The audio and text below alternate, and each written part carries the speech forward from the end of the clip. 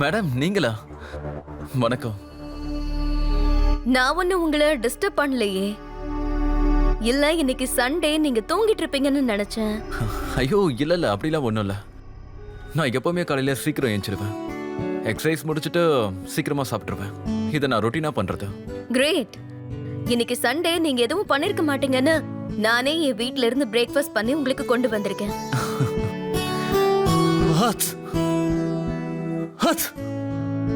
ஏற்கனவே கிளைமேட் ரொம்ப கோல்டா இருக்கு. பத்தாததுக்கு நீங்களும் ஈர துணியை போட்டிருந்தா இப்படிதான் இருக்கும். சரி நீங்க சாப்பிடுங்க, நான் டீ போட்டு கொண்டு வரேன். சரி.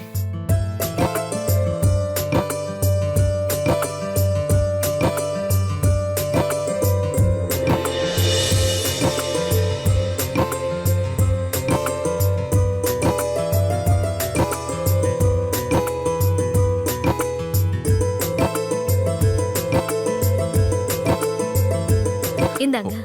ஓ தேங்க்யூ.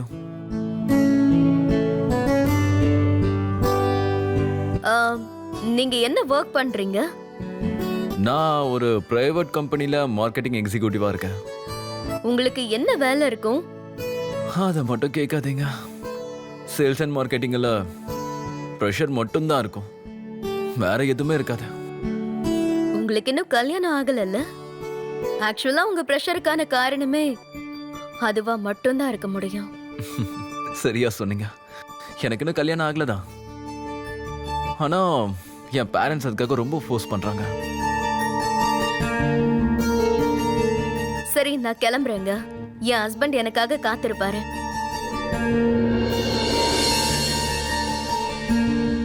என்னோட ஹஸ்பண்டுக்கு 2 வருஷமா உடம்பு முடியல.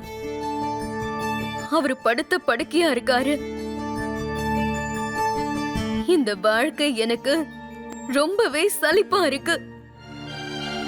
கல்யாணம் ஆகி 8 வருஷம் ஆகுது, ஆனா எங்களுக்கு ஒரு குழந்தை கூட கிடையாது. எதுக்காக நீங்க இவ்வளவு ஃபீல் பண்றீங்க? இதுக்கெல்லாம் நிறைய வழி இருக்கு. நீங்க நல்ல டாக்டரை போய் பாருங்க. டாக்டர் எல்லாம் போய் பார்த்தாச்சு. அவங்க என்ன சொல்றாங்க அப்படின்னா, குழந்தை பெத்துக்கிற அளவுக்கு அவர் உடம்புல சக்தி கிடையாது. மீறி அவர் அதுக்கு முயற்சி பண்ணா ஆபத்துன்னு சொல்லிட்டாங்க. தினம் தினம் அதுக்காக அவர் என்ன கத்துக்கிட்டே இருப்பாரு. ஒவ்வொரு நாளும் நானும் இந்த துக்கத்தெல்லாம் மறைச்சு சிரிச்சு நடிச்சுக்கிட்டு இருக்கேன். ஆனா என்னால முடியல.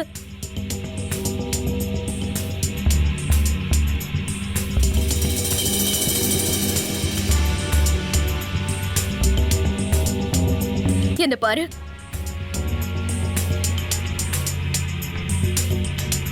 நான் அழகா தானே இருக்கேன். எனக்கு இந்த கஷ்டங்கள்லாம் தேவையான நீயே சொல்லு.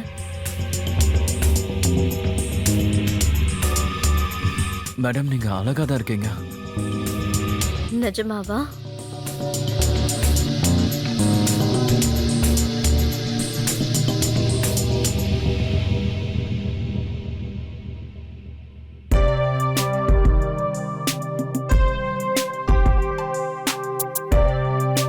உங்களோட கஷ்டங்கள் எல்லாம் சீக்கிரமே தீர்ந்து போகும்.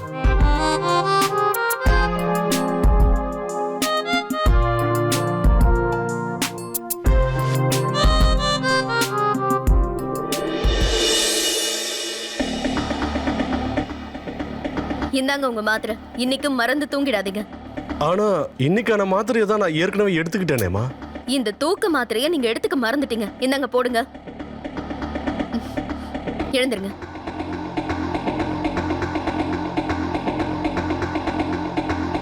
எதை பத்தியும் நினைக்காம நிம்மதியா தூங்குங்க. ஓ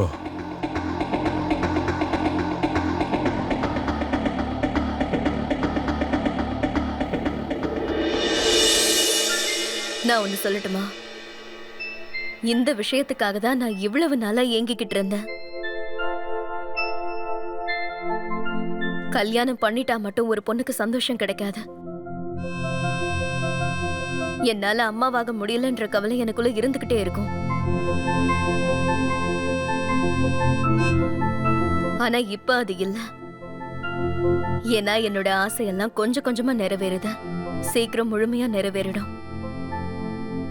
என்னோட மனசுக்குள்ளேயே அப்படிதான் தோணுது.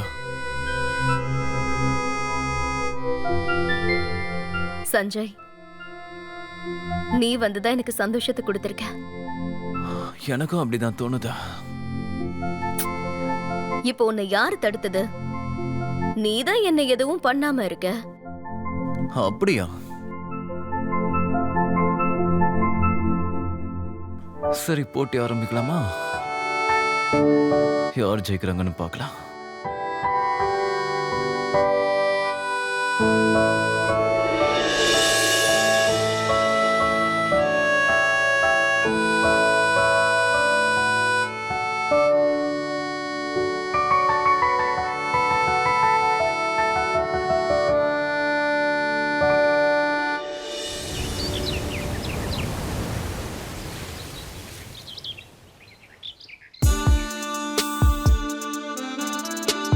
என்னோட கிஃப்ட் எப்படி இருக்கா? உன்னை போலவே அழகா இருக்கு.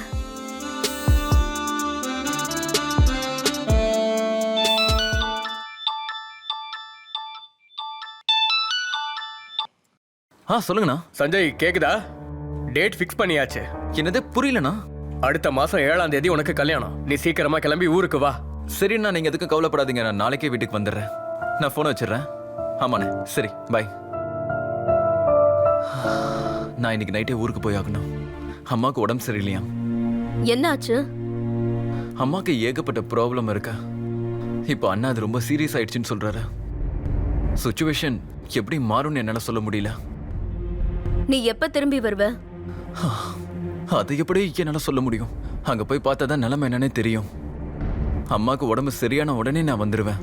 நீ எதுவும் கவலைப்படாத. நான் சீக்கிரம் வந்துடுறேன். ஓகே?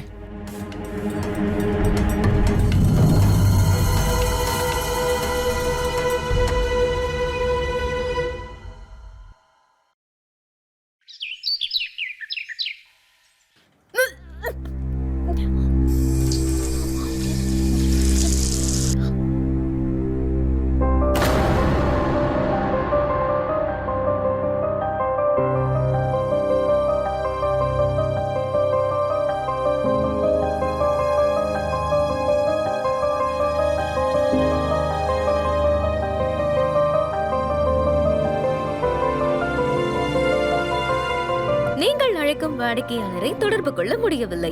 தயவு செய்து சிறிது நேரம் கழித்து அழைக்கவும். நீங்கள் அழைக்கும் வாடிக்கையாளரை தொடர்பு கொள்ள முடியவில்லை. தயவு செய்து சிறிது நேரம் கழித்து அழைக்கவும்.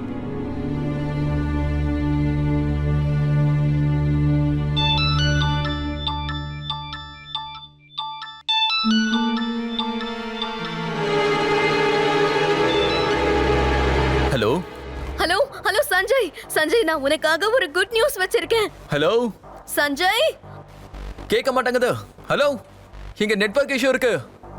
ஹலோ ஹலோ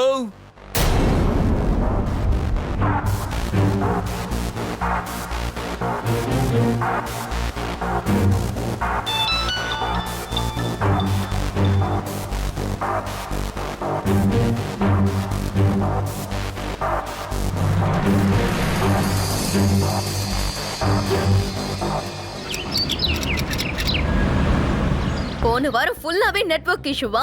நான் எத்தனை தடவை கால் பண்ணனும் உனக்கு தெரியும்ல? நான் அத்தனை தடவை உனக்கு கால் பண்ணியும் நீ திரும்ப ஒரு தடவை கூட கூப்பிடல. எவ்வளவு முக்கியமான விஷயம் பேசணும்னு உன்கிட்ட சொல்லிருந்தேன். நான் உன்கிட்ட தான் பேசிட்டு இருக்கேன். எனக்கு கேக்குது. என்னன்னு சொல்லு. என்ன கேக்குது உனக்கு? முதல்ல என்னோட முகத்தை பாரு. எனக்கு என்ன நடந்தாலும் அத பத்தி உனக்கு கவலை இல்ல. நான் உன்கிட்ட ஒரு முக்கியமான விஷயம் சொல்லணும்னு சொன்னேன்ல. ஆனா நீ அதை கேட்காம தொடச்சிட்டு இருக்க. இத பாரு, எனக்கு ஏகப்பட்ட வேலை இருக்கு. அப்படியா? நான் பிரெக்னண்டா இருக்கேன். இதுதான் அதுக்கு ஆதாரம்.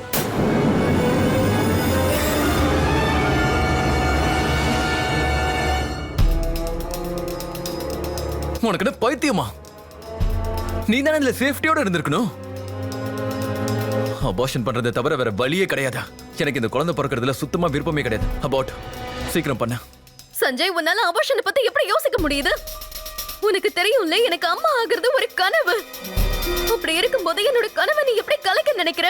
இப்போ உனக்கு என்ன பிரச்சனை? என்ன அவமானப்படுத்தணுமா? யாராவது கேட்டா என்ன சொல்லுவ? இதோட அப்பா யாரு? யார் குழந்தை இது?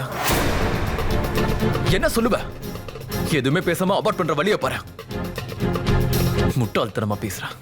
மத்தவங்க பேசுறத பத்தி கவலைப்படுறேன்ல, ஆனா எனக்கு அந்த கவலை இல்ல. ஏன்னா நீ என் கூட இருக்க சஞ்சய். வாழ்க்கை முழுக்க நான் உன் கூட இருக்க ஆசைப்படுறேன்.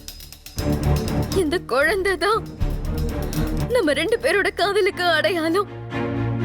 இத மறைக்கிறதோ அழிக்கிறதோ உனக்கு தப்புன்னு தோணலையா?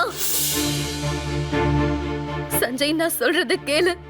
இந்த குழந்தை இல்லாம நான் இருக்கவே மாட்டேன். அதே மாதிரி நீ இல்லாமலும் நான் இருக்க மாட்டேன். ப்ளீஸ் சஞ்சய், என்னோட ஃபீலிங்ஸ கொஞ்சம் புரிஞ்சுக்கோ.